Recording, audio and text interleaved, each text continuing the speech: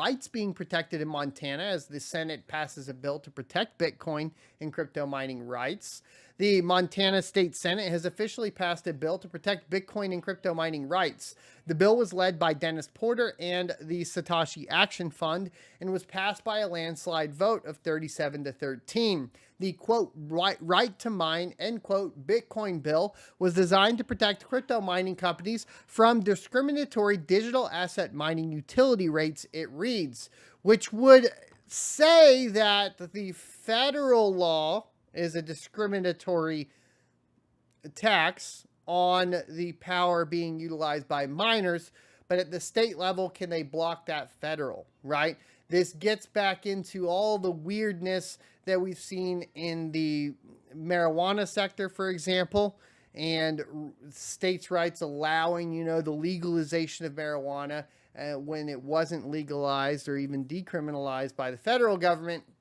And you get into this position where we could see just a rinse and repeat of the same old story over and over again, where a state has these protections, but the IRS comes in and makes a few examples of some people, large miners or whatever, that reside within Montana, and in an attempt to scare everybody to comply.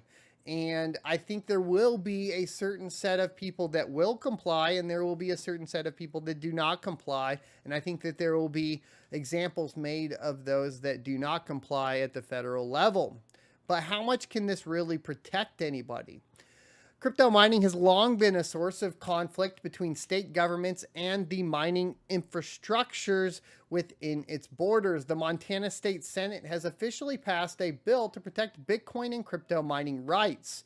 The Right to Mine crypto bill was passed today and is set to protect crypto mining companies from unfair charges. Specifically, the legislation will revise crypto laws to prohibit discriminatory digital asset mining utility rates within the state. Yeah, but if you tax it from the federal government, then that seems to bypass this, right? What this is saying in particular is that a power company cannot go in and say, because you are mining, you have to pay extra, right? This is what we saw in Washington State. And this is why mining companies within Washington State rezoned as data centers, right? And so there are still workarounds even in those states, but I don't think this protects from the federal government putting a tax on that power itself. The passing of the bill was led by Dennis Porter and the Satoshi Action Fund, blah, blah, blah. We've read that already. The Satoshi Action Fund is pleased with the results in Montana. It is critical to provide regulatory certainty for the mining industry, Porter told Watcher Guru. We have been working diligently to ensure that Bitcoin miners have the right to mine across the USA. There is still more work to be done in Montana, but as a new organization, we feel confident about HT progress we have made. I think it's supposed to say the progress, and I think they moved the T after the H and forgot the E, but that's okay. I am pleased the Montana Senate passed SB 178 with overwhelming support. Montana State Senator Daniel Zolnikov stated, "This is a common sense legislation that protects digital asset mining businesses and from discrimination not faced from other industries." And that's the question I have for you guys. When does this become an invasion of privacy, and when does it violate rights in your opinion? Now, I've heard lots of opinions surrounding this, but what you are seeing is essentially a discriminatory act based on what you are utilizing power for. Should the federal government or the state government at that point be allowed to discriminate basically based on what you utilize power for?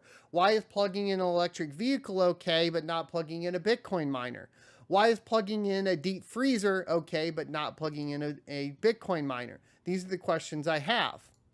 And arguably, I would say in a lot of cases, there's a ton of benefits to society to having at-home miners as well. So this target to at-home miners with the White House's proposal is quite telling.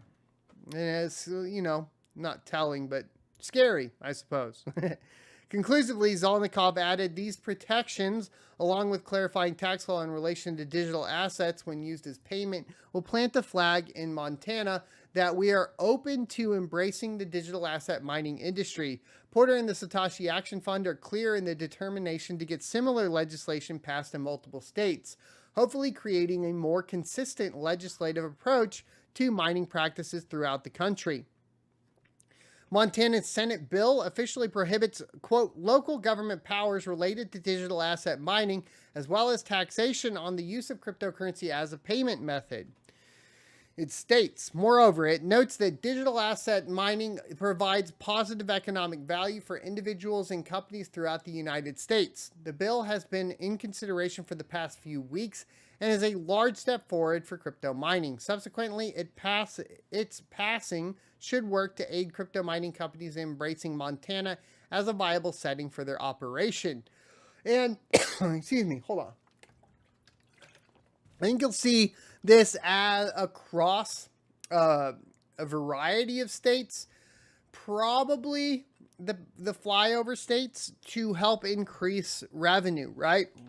And I think you'll start to see it in states that start to suffer from a reduction in productivity for crops and so on. One of the things I saw here recently is that we're starting to witness a collapse of the marijuana industry, where $4,000 a pound coming from California is now worth $300 to $600 a pound, and there's a collapse of that industry going on.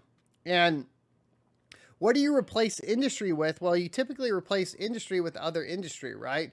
If you have a bad crop, I mean, as a farmer as well, it goes to show that if you're going to get paid more for soybeans than for wheat, right, you're going to go ahead and grow the soybeans. And if you're going to begin to not be able to produce as much revenue for your marijuana crops, what do you move to after that? It's kind of interesting. I haven't gotten to fully read it, but it's definitely going to be an important thing, because these two industries are starting to cross a lot, especially because some of the biggest benefits to a lot of the industry, as far as like marijuana goes, has lately been talks of utilizing Bitcoin mining to keep the temperatures basically within specification when growing. So it's going to be interesting to watch these two industries and see how it shakes out, especially as it relates to regulation within the US and state to state. Thanks for checking out this clip from the Crypto Mining Show. You can check out the full episode here or more crypto content down here.